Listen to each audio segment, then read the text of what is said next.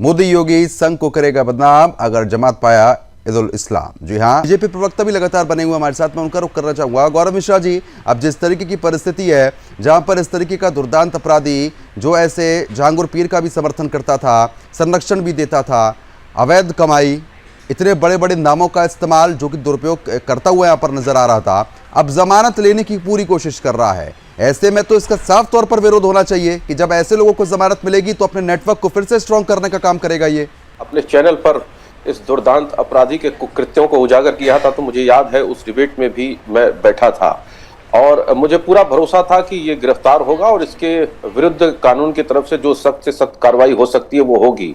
और एटीएस ने इसे गिरफ्तार भी किया।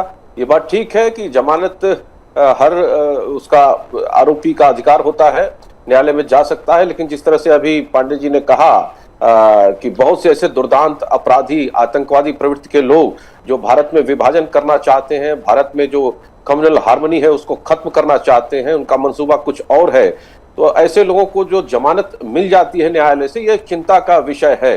मुझे लगता है कि इस पर निश्चित रूप से जो हमारी एजेंसीज हैं वो पूरी तरह से नजर रखेंगी और ये व्यक्ति जिस तरह से प्रधानमंत्री जी का, योगी जी का दुरुपयोग करता है, उनके नामों का, आरएसएस को का दुरुपयोग करता है, तो ये सिर्फ नाम के दुरुपयोग तक ही ये मामला नहीं है, बल्कि राष्ट्र विरोधी जो एक सोच है और जो एक ताकतें हैं, जो चाहे वो विदेश में बैठी हो चाहे देश के अंदर वो सक्रिय हो, उनके साथ इसके तार जुड़े हुए हो सकते हैं। और उस एंगल से भी हमारी एजेंसीज काम कर रही हैं और पुरजोर इसका विरोध करेंगी। न्यायालय के अंदर भी इसको जमानत न मिले उसकी पूरी कोशिश की जाएगी और मुझे लगता है कि कानून के दायरे में रहते हुए, संविधान के दायरे में रहते हुए जो सबसे कड़ी कार्रवाई हो सकती है, जीरो टॉलरेंस की जो हमारी सरकार की नीति है, वही उसी का इंप्लीमेंटेशन यहां पर भी देखने को मिलेगा। और ये इस बात के लिए तो एश्योर्ड रहना चाहिए कि इस सरकार के दौरान अगर कोई भी इस तरह के कुकृत्यों को अंजाम देने का प्रयास करता है तो उसके साथ वही हश्र होगा जो इस तरह की मानसिकता के लोगों के साथ हो चुका है। उसका एग्जाम्पल मुझे देने की आवश्यकता नहीं है, उसका उदाहरण देने की आवश्यकता नहीं है।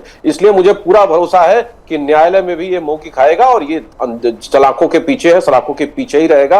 अगर जिस तरह के इसके कृत्य हैं और जिस तरह से बेबाक तरीके से सुदर्शन न्यूज ने इसके एविडेंसेस को रखा है सार्वजनिक पटल पर, मुझे नहीं लगता है कि उन विषयों पर न्यायालय जो है उसको इग्नोर करेगा। उसको संज्ञान में लेते हुए, इसकी गंभीरता को देखते हुए कोई न कोई ऐसा निर्णय लेगा जिससे कि आंतरिक सुरक्षा हमारी सुदृढ़ रहे।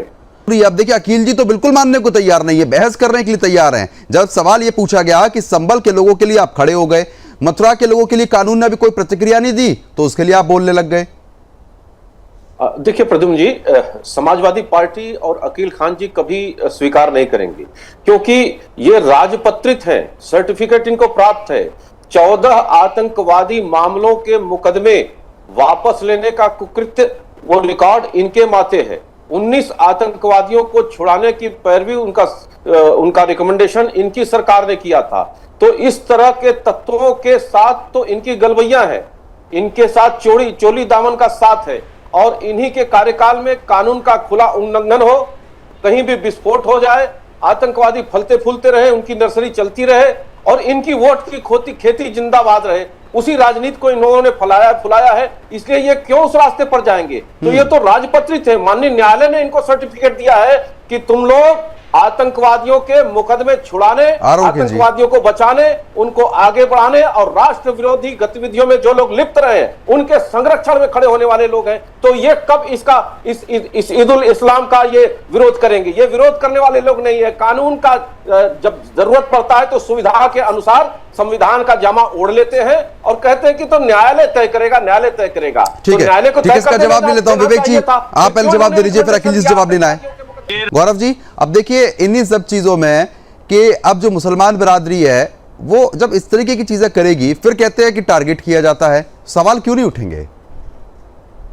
देखिए, ये सभ्यतागत संघर्ष है और ये चलता चला रहा है। आप मिडिल ईस्ट में भी ये चीज देख रहे हैं, पश्चिमी एशिया में भी ये चीज देख रहे हैं और भारत के अंदर भी देख रहे हैं। सबसे ज्यादा बेचैनी, पीड़ा भारत के अंदर है क्योंकि भारत में एक राष्ट्रवादी सरकार चल रही है, उत्तर प्रदेश में राष्ट्रवादी सरकार चल रही है और इन लोगों ने उनको खाद पानी दी है जो लोग राष्ट्र के विरोध में हमेशा काम किए हैं और उनकी वोट की खेती है। चाहे एसआईआर हो उसका विरोध करेंगे, एनआरसी हो उसका विरोध करेंगे। इस तरह के मुद्दे जो भारत को कमजोर करने वाले हो, भारत के लिए विभाजनकारी हो, उसके साथ खड़े दिखाई देते हैं। और वहीं भारत सरकार या पुलिस जब ऐसे लोगों के खिलाफ कार्रवाई करती है तो इनको पेट में दर्द होना शुरू हो जाता है, पीड़ा शुरू हो जाती है। और रही ये जहां तक सुदर्शन न्यूज चैनल और कनिका जी की बात कर रहे हैं, तो मुझे लगता है कि सुदर्शन न्यूज चैनल उस समय भी राष्ट्रवाद के मुद्दे को लेकर के बेबाकी से खड़ा रहता था, जब हवाएं विपरीत थीं, जब सब कुछ विपरीत था। और आज जब सरकार एक ऐसी है कि इस तरह के अपराधियों और आतंकियों को उनके अंजाम तक पहुंचाया जा रहा है, तो क्यों ना बोले? बोलना ही चाहिए और हर व्यक्ति को बोलना चाहिए। चलो ठीक है, इनको भी बोलना पड़ेगा। मैं तुरंत इसका जवाब ले लेता हूं। इनकी भी स्थिति आ जाएगी, इनको भी। ठीक है, मैं तुरंत जवाब